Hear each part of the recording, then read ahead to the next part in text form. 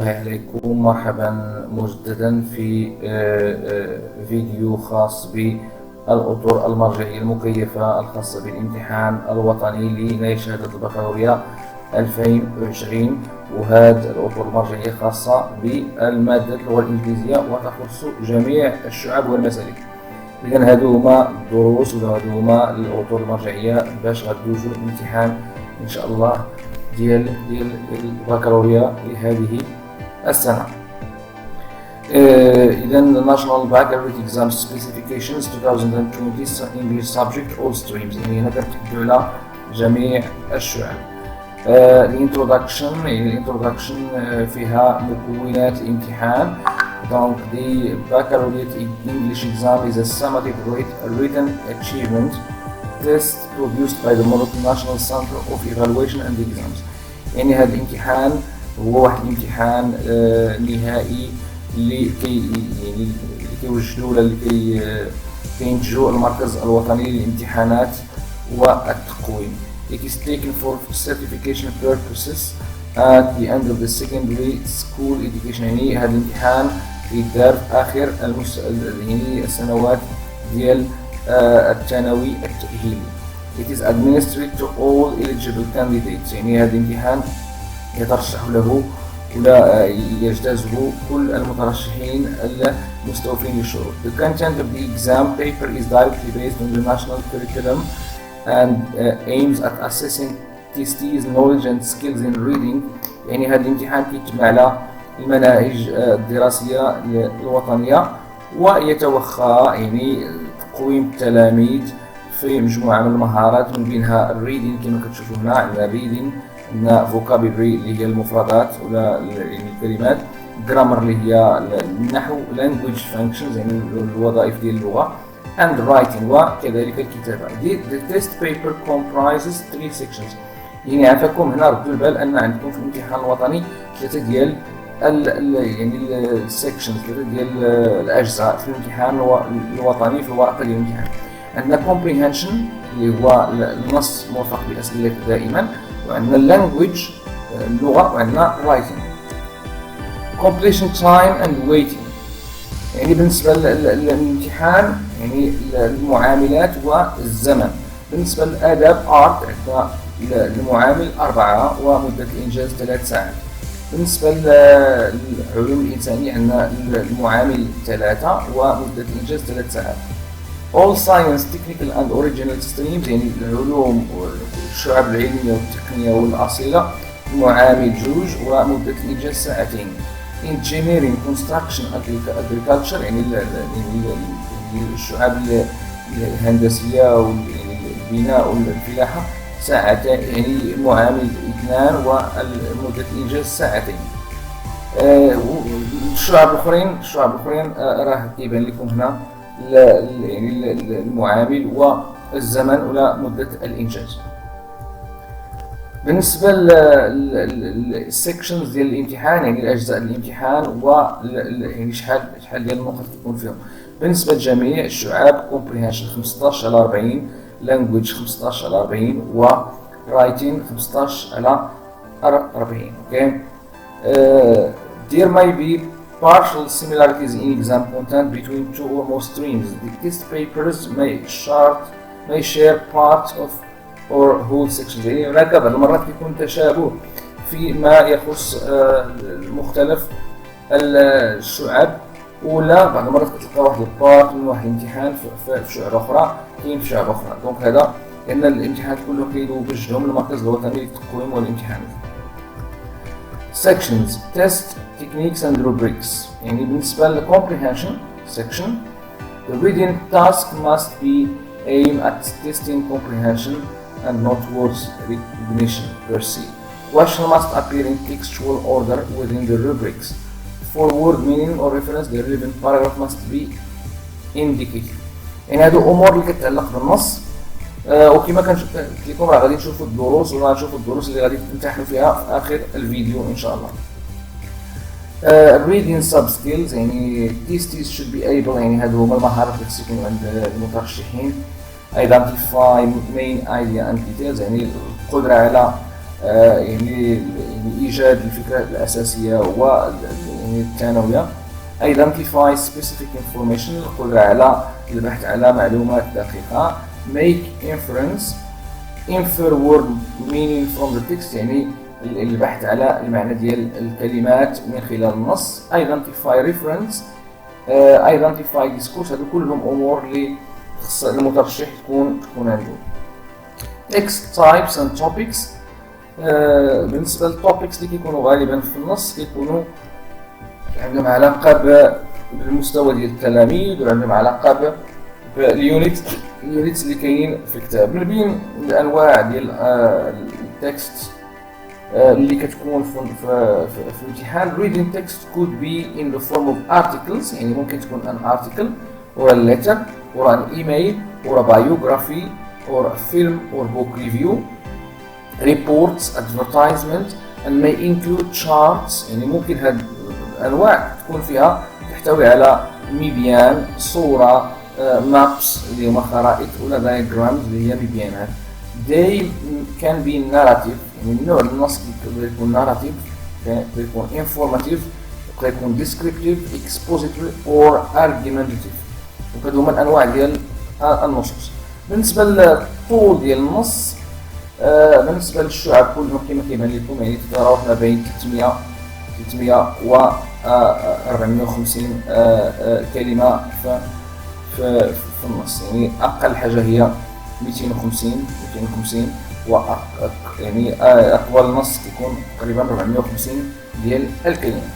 بالنسبه للانواع ديال التيست تكنيكس، الانواع ديال التكنيكس اللي كيكونوا في التيست، كاين تشارت فيلين، يعني كتعمر واحد الجدول. جاب فيلين، املاء الفراغ. ايدنتيفاين، يعني كتقلب على واحد الكلمه. انفورميشن ترانسفير، يعني تحويل المعلومات. ليستين، كدير واحد ليست ديال كلمات معينه. ماتشين، هي صل بخط. مالتيبل تشويس، اختيارات متعدده. اوردرين، يعني كدير واحد الاوردر، كترتب ترتيب. سنتنس كومبليشن، يعني كتكومبليتي ولا كتكمل واحد الجمله انطلاقا من النص. سامري كلوز، يعني كتاخذ واحد الخلاصه ديال شي باراغراف. true or false with justification، يعني هذيك true or false كتكون with justification ولا كاينه without justification، وكاين WH questions، وهادو هما التكنيكس اللي كيكونوا في التيست ديال الانجليزيه. 3 يعني ردوا البال هذه المعلومات. 3 to 6 of the above techniques must appear in the reading comprehension section، يعني 3 من هذه الانواع ديال الاسئله must، يعني ضروري يكونوا في comprehension sections to guarantee appropriate coverage of this reading sub-skills، يعني باش نضمنوا واحد التغطيه ديال السب-skills ديال الريدينغ، يعني ديال البحث عن المعلومه ولا الاوردرينغ ولا multiple choice question. Distribution of bits. The comprehension section should contain 10 to 24 bits. The bits should sample reading sub-skills listed above over testing one or two sub-skills at the expense of the others. Rubrics، يعني هما الروبريكس ديال comprehension. Scoring نفس الشيء. The language section. دابا نمشيو للجزء الثاني من الامتحان اللي هو the language section.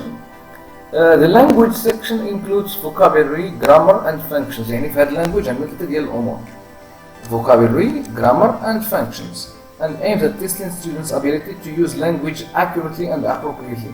الهدف هو القدرة على استعمال اللغة بشكل صحيح وواضح. Items testing vocabulary, grammar and functions should be contextualized. يعني هذوك الايتمز اللي غنديرو بهم التيست الفوكابولري والجرامر والفانكشن خصهم يكونوا في سياق، ماشي غير ناخذوا كلماتهم، يعني يكونوا في سياق. items testing grammar may include affirmative, negative and interrogative form. يعني بالنسبه للجرامر راه ماشي بالضروري يكون affirmative، راه ممكن يكون الجمل نيجاتيف ولا interrogative ولا affirmative. items must be receptive and productive، يعني خصنا نعرفوا ان الامور ستكون two ways: receptive and productive، يعني المهارات ديال الاستقبال والمهارات ديال الانتاج. Receptive gap fill must have the following number of alternatives. One gap, 3 alternatives. يعني إذا كاين الفراغ، إذا كان واحد الفراغ خصو يكونوا 3 ديال الاختيارات، 2 ديال الجابس خصو يكونوا 5 ديال الاختيارات، 3 ديال الجابس خصو يكونوا 6 ديال الاختيارات. Distribution and weighting. Vocabulary 4 نقاط، grammar 7 نقاط، functions 4 نقاط. دابا جينا للدروس اللي غادي تمتحنوا فيها ولا اليونيتس اللي غادي تمتحنوا فيها في هذه السنه. هذه السنه ان شاء الله عندكم في الفوكابولري عندكم items testing vocabulary should be related to the following topics and themes. يعني عندكم اليونيت ديال gift of youth، عندكم humor، عندكم women and power، عندكم cultural issues and values، وعندكم citizenship. هادو هما اليونيتس ولا الثيمز اللي غادي تكون في الامتحان. عندكم they should practically focus on the following lexical elements. دونك هادو هما الامور اللي غادي تمتحنوا فيها بالنسبه للفوكابولري. collocations، words association، definition of key terms، synonyms and antonyms، polywords، word formation، word meaning، suffixes and prefixes and their meanings and phrasal verbs. هادو هما الامور اللي غادي يتم فيها الامتحان بالنسبه للفوكابولري. نمشيو نشوفوا الجرامر. grammar items test student ability to recognize the language accurately and appropriately. يعني هنا كنقلبوا على ان التلميذ يتعرف على استعمال اللغه بشكل سليم. The items should be contextualized. يعني خصهم يكونوا on context. They should target the following: tense and tense aspects. دونك بالنسبه للتنسز اللي غادي تمتحنوا فيها هذا العام هما هادو. عندك simple present، present continuous، simple past، past continuous، present perfect، past perfect، future simple future and future perfect. يعني هادو هما الامور اللي غادي تمتحنوا فيها بالنسبه للتنسز. عندنا من بعد reported speech، عندنا models، عندنا passive voice، عندنا relative pronouns، عندنا linking words، addition، concession، contrast and purpose. هادو هما الدروس اللي غادي تمتحنوا فيها بالنسبه للجرامر. نعاود ناكد ان بالنسبه للجرامر عندنا simple present، عندنا present continuous، عندنا simple past، عندنا past continuous، present perfect، past perfect، simple future and future perfect. وعندنا reported speech، عندنا models، عندنا passive voice، عندنا relative pronouns، وعندنا linking words اللي فيهم addition، concession، contrast and purpose. بالنسبة للfunctions، the functions to be tested are the following. هادو هما الfunctions اللي غادي يكونوا عندكم في الامتحان. making and responding to requests، يعني طلب ولا الإجابة على واحد الطلب. complaining and responding to complaints. apologizing، asking for and giving advice. expressing and asking for opinion. agreeing and disagreeing. making and responding to suggestions. هادو هما functions اللي غادي تمتحنوا فيهم ان شاء الله. هادو هما التكنيكس ديال language sections. عندنا rewriting sentences، joining sentences، completing sentences، gap filling، multiple choice، closed procedure with list or with first letter given، ومجموعة من التكنيكس. الروبريكس عاوتاني ها هما كتشوفوا فيهم راه باينين في in، join، match and so on. بالنسبة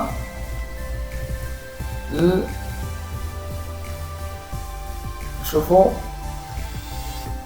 هادو مازالين حنا في الروبريكس the writing sections. بالنسبة للwriting sections writing sections measures the ability to write in English. يعني يتم تقويم القدرة على الكتابة including the ability to generate، organize and develop ideas. You support those ideas with examples. يعني كدير واحد الفكرة كتديفلوبيها وكدير لها أفكار ثانوية باش تعاود تشرحها. arguments، الأدلة والevidence and so on. The target writing sub-skills include the use of adequate relevant content, appropriate text structure according to the target format. يعني واش مطلوب منك ايميل ولا رسالة ولا article. appropriate style according to audience، يعني الستيل اللي كتكتب به بناء على الاودينس ديالك. الا كنتي غتكتب السكول ماجازين ماشي بحال غتكتب لواحد الماجازين اللي عندها editorial board.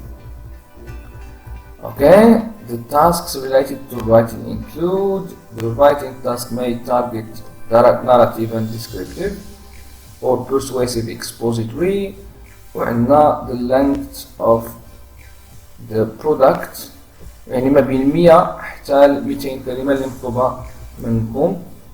وعندكم when to writing task، يعني كان عندكم واحد الرايتنج من واحد 100 حتى 200، ولا كانوا عندكم جوج ديال التكست، لا تكتب جوج ديال التكست ما بين 50 حتى 100 لكل واحد.